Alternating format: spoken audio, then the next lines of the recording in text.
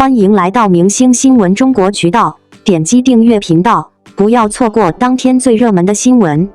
37岁赵丽颖家居照疯传，随意穿搭却意外圈粉，这才是真实女神。从跑龙套到五金杯女弟弟，赵丽颖用19年证明演技才是演员的根基。镜头外的她窝在沙发晒太阳，研读剧本，与好友聚会，在烟火气中保持纯粹。这位网播量千亿女王的日常，藏着演员最珍贵的本真。提到赵丽颖，你会想到什么？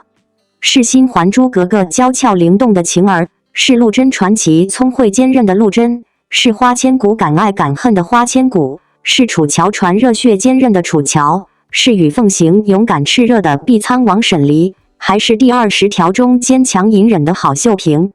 当然，更多人想到的或许是逆袭这2个字。前期吃过的苦，流过的汗，就好像他剧中演绎的角色一样，一步一脚印，一路一坎坷，努力奋斗，个中艰辛，只有演员本身才能体会。赵丽颖花了19年时间，从跑龙套开始，一步一步磨练演技，用一个个角色赢得观众的认可。从爆剧女王到五金杯女帝，再到网播量千亿女王，她赵丽颖用自身实力证明，演技才是演员立足的根本，是她在舞台上熠熠生辉的关键。荧幕前的赵丽颖，大部分读者都很熟悉，那么私底下的赵丽颖又是什么样子的呢？本期就一起看看吧。37岁赵丽颖晒出家居照，打扮随意，无拘无束，那叫一个接地气。网友，这才是演员该有的样子。宅家晒太阳，太阳照在我的手上，好干净，今天似乎一切都会不错的样子。双引号，翻阅赵丽颖社交平台晒出的照片，总会想起汪曾祺这段话，非常治愈。而居家的日子里，赵丽颖也是喜欢窝在沙发上，就这样安静晒着太阳。阳光是生活中最寻常却又最温暖的存在，晒着太阳，什么都不做，就这样静静地待着，不拘泥于眼前，默默努力，日日更新，年年进步。而赵丽颖一样，也好是小太阳一样，永远保持着热量与光，仿佛所有的纷扰与繁杂都被她过滤，只留给纯粹的美好。品尝美食，赵丽颖非常喜欢美食，透过这一张家具照，也可以知晓赵丽颖家就是典型的现代风。地面通铺大理石地板，餐厅中间放置一张超大的大理石圆桌，高档大气，也不易沾到污垢，搭配皮质米色餐衣，非常有格调。后面就是厨房了，主色调就是一黑一白，靠墙安装了一组 L 型橱柜，台面是白色大理石，柜门则是黑色的，可以收纳各种厨具，烟火气息满满。人必须学会奖励自己，而美食则是最好的选择。温温的白水，流心的鸡蛋，喷香的烤肉，鲜亮的蔬菜，无论多疲惫，一道香喷喷的美食，总可以治愈一颗疲倦的心。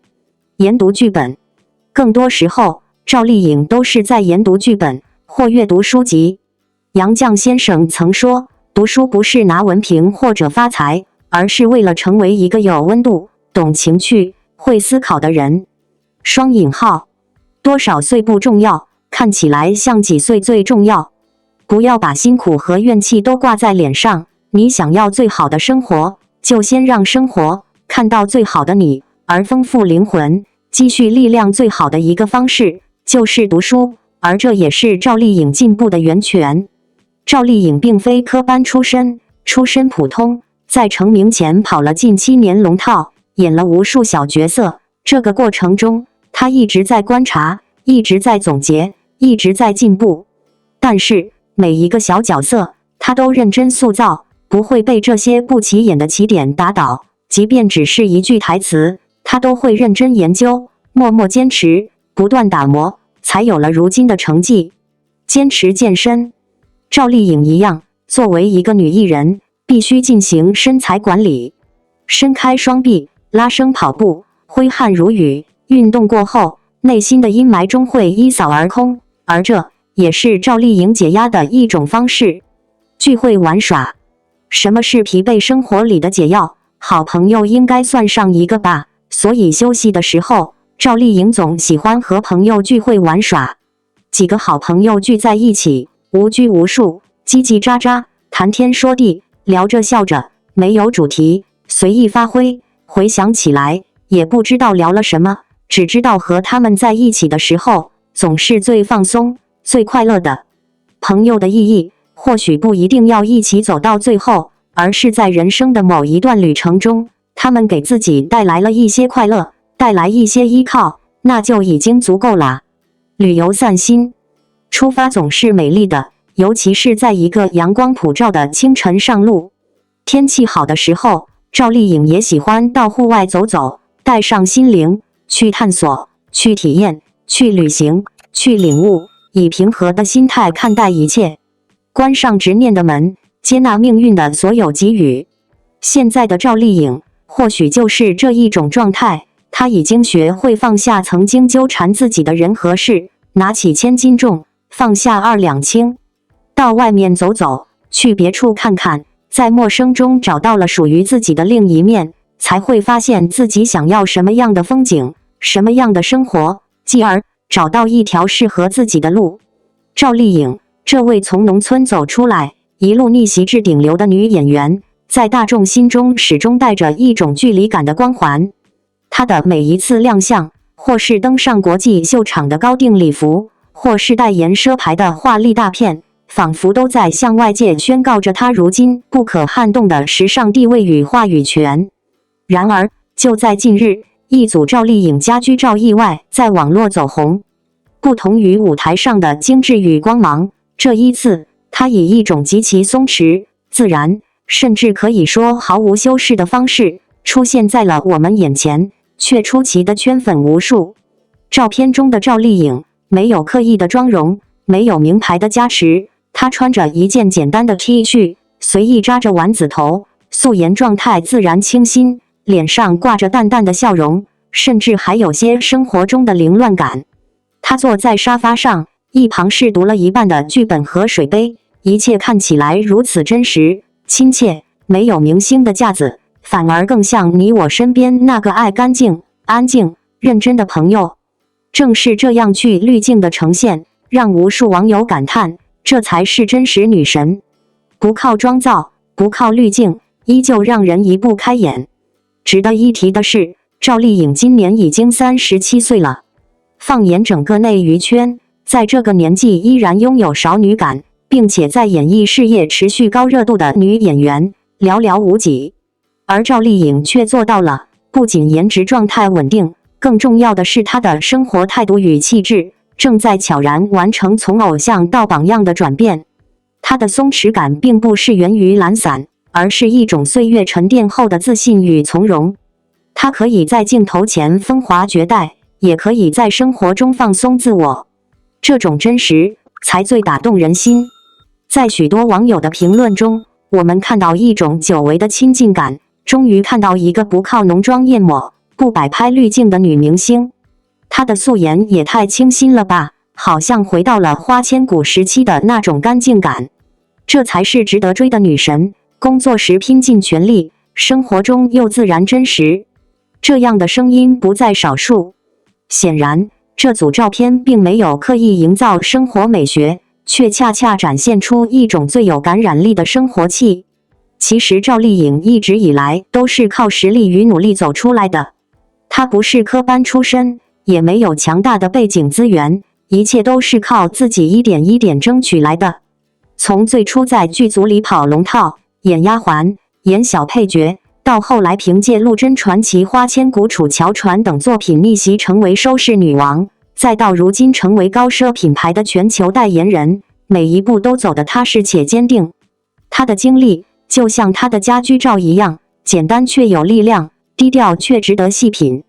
在这张照片背后，我们看到的不只是一个漂亮女明星的生活碎片，更是一种态度的呈现。赵丽颖没有刻意去维护完美的形象，也不怕把最自然的状态展现给观众。她知道自己是谁，也不怕别人看到素颜的她。这份松弛，是因为她早已不再需要用精致去证明自己的价值。她已经用无数角色，用持续上升的演绎表现力，赢得了观众与市场的双重认可。我们常说，真正的美丽，从来不只是外表的光鲜，而是内在的笃定与真实。而赵丽颖恰好诠释了这一点。她敢于展示自己生活中的样子，也正是因为她对自己的演技、对自己的热爱、对自己的生活节奏，充满了掌控感与信心。无论镜头是否在拍，无论穿什么衣服，处在何种状态，她都能够保持自我，不浮夸，不做作，这才是真正让人佩服的地方。或许这也是赵丽颖这一路圈粉无数的原因。她的成长路径本就带着普通女孩逆袭成传奇的意味，而当我们看到她在功成名就后依然坚持真实生活，不因名气而摆架子，不因商业资源而丧失自我时，就更觉得这个女神其实离我们并不遥远。她的普通，她的努力，她的坚持，也正是我们在各自人生中所需要借鉴与学习的力量。对于广大粉丝来说，这组照片也让我们更有信心去继续支持赵丽颖，因为我们知道，她并不只是在镜头前追求完美，她也在认真的生活，认真的做自己，不被流量裹挟，不被外界定义，而是坚定走在自己热爱的道路上。这样的赵丽颖，不只是演员，更是榜样。最后想说，我们在追星的过程中，其实也在寻找一份共鸣与动力。赵丽颖的存在，让我们看到一个人可以从零出发，可以通过努力改变命运，也可以在喧嚣娱乐圈中保持初心和自我。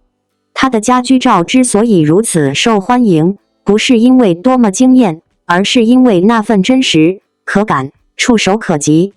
愿我们每一个人也能像赵丽颖一样，在平凡的日常中活出属于自己的光芒，不被定义，不惧素颜，勇敢热爱，真实且坚定地走在自己的人生路上。王一博天天向上往事被扒，豹猫哭泣真相曝光领人泪目。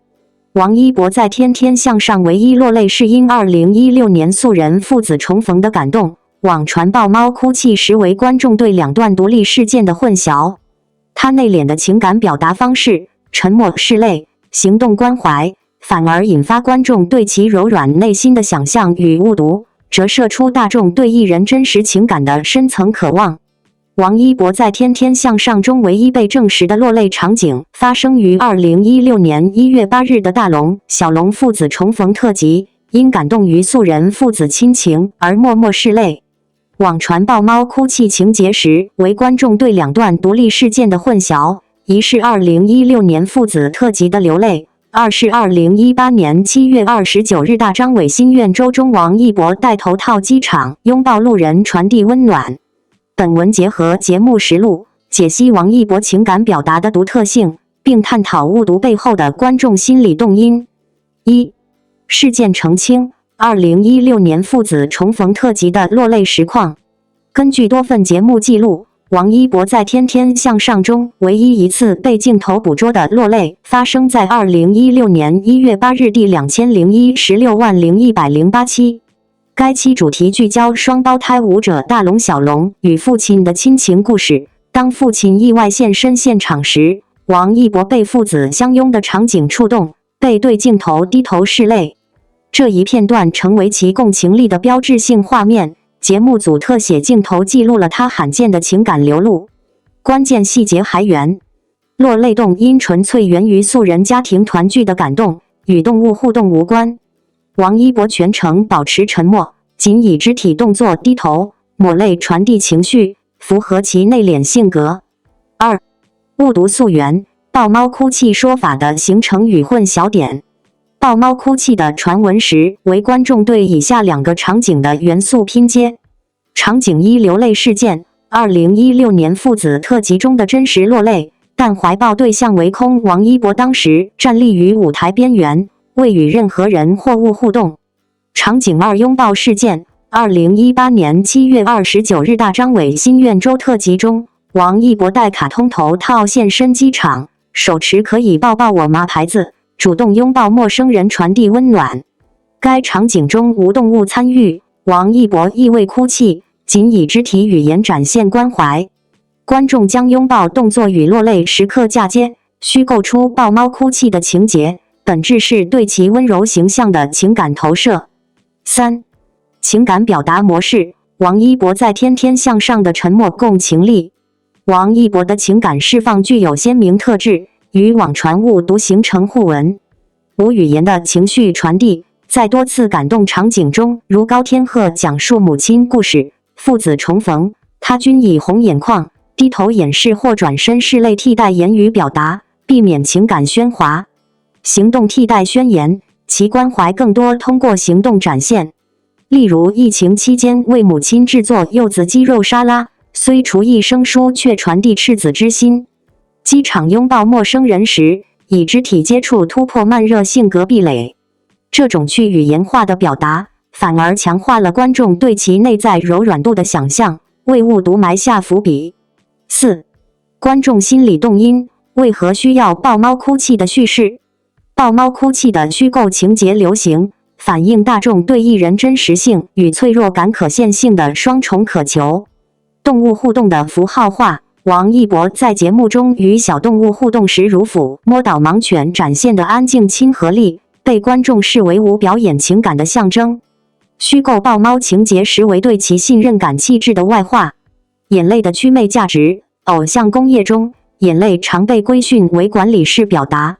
王一博在父子特辑中的意外落泪，因打破酷狗标签而具有冲击力。观众通过误读，试图放大这种反人设的真实瞬间。正如网友所言，我们相信他会为一只猫哭，因为他本就会为平凡人的故事流泪。王一博曾经在《天天向上》的一段视频片段，最近再次在社交媒体上被热议。镜头中的他抱着一只猫，默默流泪的画面被剪辑成无数表情包，也成为无数人调侃的素材。然而，当这段视频的背景再次被翻出，更多人才开始重新审视这个男孩的过往。那不是脆弱的矫情，而是一种内心压抑已久，在镜头前无声释放的真情流露。事情要回到2016年左右，王一博还在担任《天天向上》主持时，有一期节目邀请了父母团探班。当时节目组突如其来的惊喜让一博与父亲久别重逢。原本在舞台上一直保持冷静，甚至有些内敛的他，看到爸爸走上舞台那一刻，眼眶瞬间红了。对外界来说，这也许就是一段感人的亲情桥段，但对当时年仅19岁的王一博来说，那是少有的情绪出口。王一博是个极其克制的人，他曾在多个节目里坦言，不喜欢在人前流露情绪，不想让别人看到自己的脆弱。而那次的舞台重逢，也是父子之间多年来少有的一次公开见面。父亲曾是军人，家庭氛围严肃，不善言辞的王一博从小便习惯用沉默来隐藏自己。即使出道后日程繁忙，与家人聚少离多，他也从不轻易在公众场合提及思念或软弱。他的世界总是安静的，但安静不代表无情，克制不代表冷漠。而抱猫哭泣的场景，其实是拍摄结束后，他在后台情绪溃堤的表现。那只猫是当时节目组的吉祥物，也正巧在那一刻成了他唯一的陪伴。他轻轻抱着猫，无声落泪，一方面是对久别亲情的释怀，另一方面也是对镜头前强颜欢笑的一种缓释。那种孤独感、压力感，还有面对父亲时突然被唤醒的童年记忆，都在那一刻汇聚成一股情绪洪流。讽刺的是，这样一个深情的片段，却被网络不断二次加工，变成冷脸抱猫哭、不懂亲情只会装酷的误解话题。他的眼泪被质疑作秀，他的沉默被当作无情。在这个信息碎片化的时代，很多人宁可相信剪辑下的剧情冲突，也不愿停下来看看镜头外的真相。仿佛每一个艺人都必须时刻表演出理想人设，一旦有所偏差，变成众矢之的。但时间会证明一切。如今的王一博已经成长为能够独当一面的全能艺人。他在电影《无名》中展现出令人惊艳的演技，在巴黎时装周上代表中国品牌走秀。他也没有忘记回馈社会，频繁参与乡村公益和交通安全宣传项目。他的沉默依旧，他的克制依旧，但在这一切背后，是更强大也更坚定的内心。很多人说他冷，说他不接梗，不爱笑，不亲和，但真正关注他的人会发现，他是那个在路人摔倒时第一个弯腰去扶的人，是那个拍摄现场忍着伤痛也不喊停机的人，是那个在后台默默为工作人员准备水和毛巾的人。他不言不语，却始终在用行动证明，善良和真诚从不是浮夸的表达，而是一种长期的坚持。回头看抱猫哭泣的那个男孩，再看看今天沉稳自信的王一博，我们或许该明白，成长是带着疼痛的过程。有些眼泪不是懦弱的体现，而是压抑太久后的释放；有些沉默不是冷漠的伪装，而是经历太多后的成熟。对一个从少年成名、饱受争议，却始终坚持做自己的年轻人而言，每一次被误解和讽刺，都是一次内心的锤炼。也许我们都曾是那个在某个深夜默默掉泪的普通人，也曾在无助时想有一个怀抱能依靠。王一博也不例外，他不过是用自己的方式，默默承受，悄悄努力，在风雨中成长为如今的样子。如果说抱猫哭泣曾是一段让他被误解的过往，那么今天的他早已用实力和人品彻底回应了那段误解。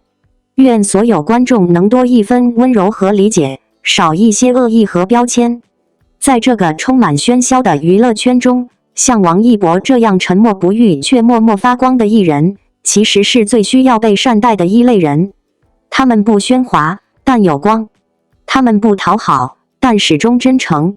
下次当你看到一个艺人在舞台上沉默不语，不要急着扣上高冷、不好相处的帽子。或许他们只是像王一博一样，用自己的方式默默与世界对话。希望未来的王一博能不被误解所困，继续走好自己的路。也希望更多像他一样坚守初心的艺人，能在风浪中发光发热，温暖人心。而我们作为观众，也能更包容地去理解，去看见一个艺人的多面与真实。因为那些被低估的沉默，其实往往比喧哗更有力量。感谢您观看视频。如果您觉得本时事通讯有用，请不要忘记点赞、评论和订阅。祝您生活愉快，充满活力。再见。